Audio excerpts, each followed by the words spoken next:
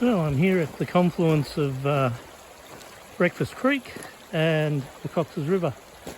The Coxs is very turbid and muddy by the look of it, so it's never a good water source at the best of times, but it also looks pretty full. It'd be interesting to see if I can cross. The good news is though that Breakfast Creek is flowing. It doesn't always.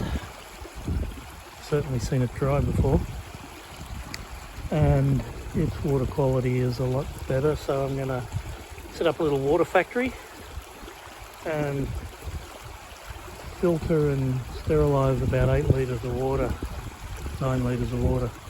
It's going to be about 36 hours or so until I get to another water source, so I'm going to have to lug it all.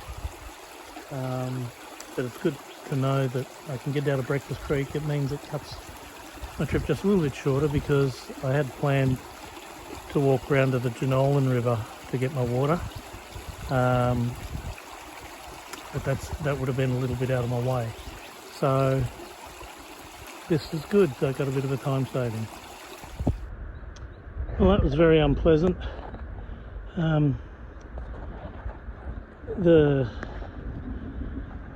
side of the track, the eastern side of the river, isn't navigable, and I tried to do a high sidling around it, but it was just way too steep, and carrying 9 litres of water plus my other gear,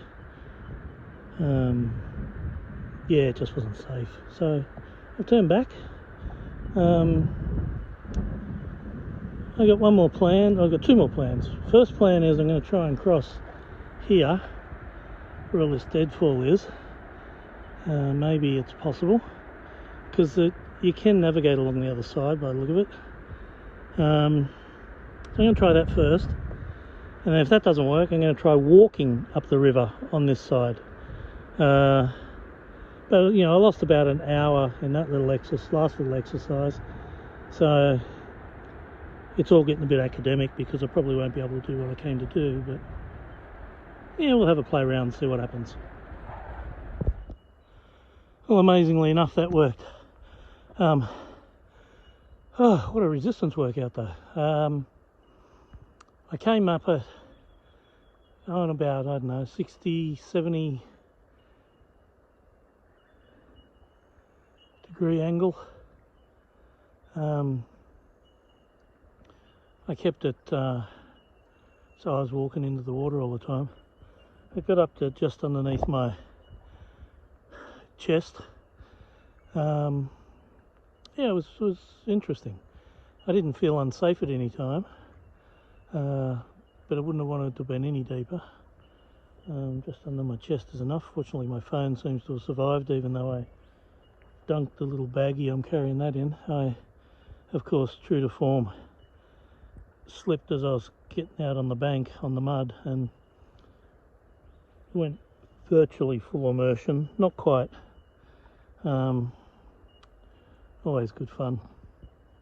Anyway, I'm going to make my way up towards the Jenolan Gorge a bit, and it's way late. It's like, I don't know, 3 o'clock. I've got 4 hours of navigable light left. It's whether or not I try the Krungle Bungles or just fart around in Jenolan Gorge. Thing is, I got to be able to cross the Coxs at Kangaroo Clearing, and while I know I can do it here, I don't know that I can do it there. So yeah. Incidentally, and in passing, that's the ridge I went down. That's Ironmonger Spur. Climbs up, you can't see it from here, but way over the top of that and up some more is Iron Pot Hill. Yeah, anyway, for the last 3 hours I've moved precisely 1 kilometre. So anyway, I'll keep mooching.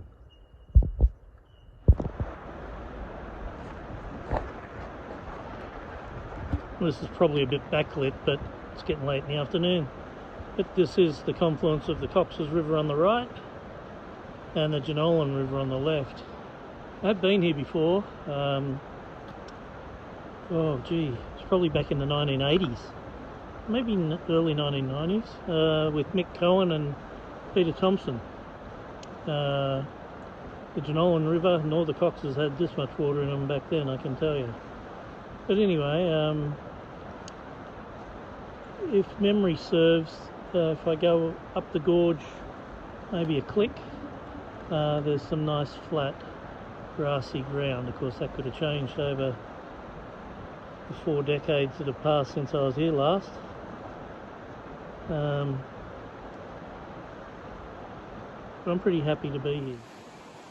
Probably not the most ideal spot I've ever selected for a hoochie site, but there are a few reasons why I ended up here. The choices were the fish fern, but there's a lot of rocks and sticks down at ground level in there, and while the fish fern itself would have made probably a softer mattress, you know, those little rocks and sticks are just a pain in the butt, so I decided against that.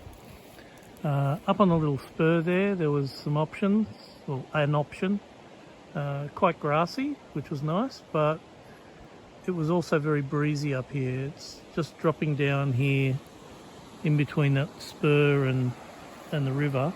It's a little bit more protected from the wind. You still get a bit of breeze through here from time to time, but it's not like it is up there.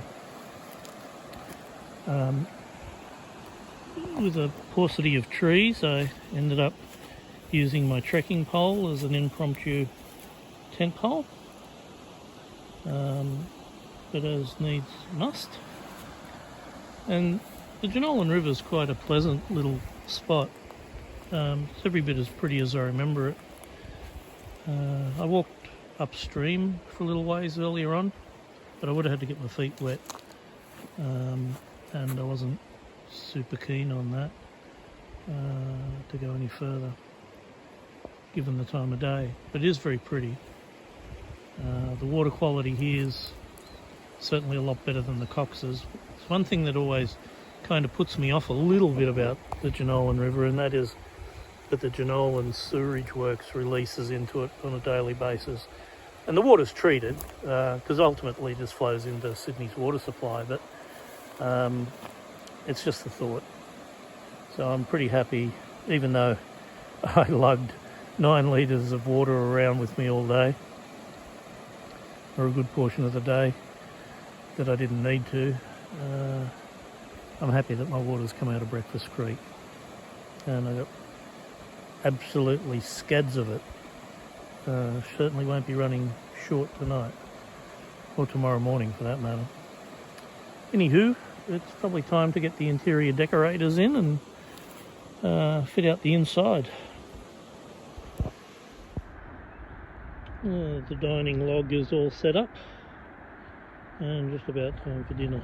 I got some stuff drying out in the background on the tarp and hanging from the trees. Pack's obviously not waterproof, but thankfully everything was in dry bags, so no problemos.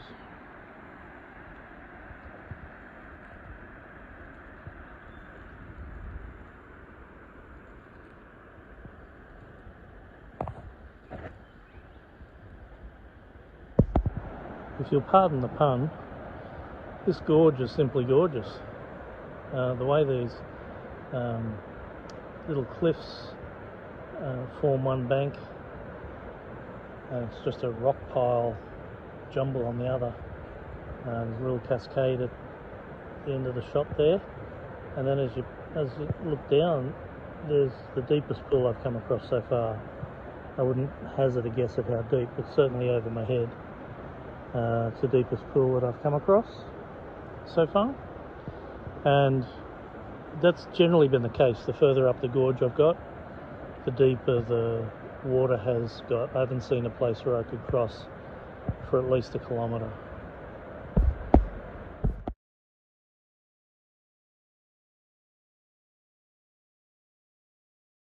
To misquote Lao Tzu, to view the valley, first you must scale the mountain. I'm standing on a feature called Knight's Deck, right on the edge of it, and the views are just stunning. So I know it's a bit backlit, unfortunately, but starting from over here,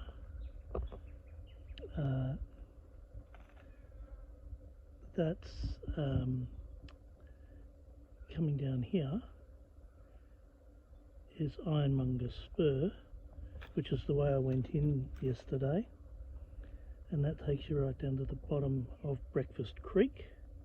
Breakfast Creek runs in from over the right, which I'm standing on the wrong side of the knoll to be able to see that, but that's the Coxs Gorge through there, and I camped up in the Jenolan Gorge, which is around the corner, about here, but in. So what you can see in the foreground is the Krungle Bungle range, which is what I would like to climb up, but I didn't get there this time. It traverses up all the way to what I presume, I'm pretty sure that's Mount Jenolan up there, and behind that, obscured, would be Mount Gorge. Looking back into the foreground, you can see Blue Dog Ridge, which is what I climbed. That piece in particular was fairly steep, and then it just keeps coming up, up, up, up to there, and then I've come out on this little spur out to the side called Knight's Deck. I've never been so glad to find a form track in all my born days. It's 12:15 a.m, i.e. night time, obviously. To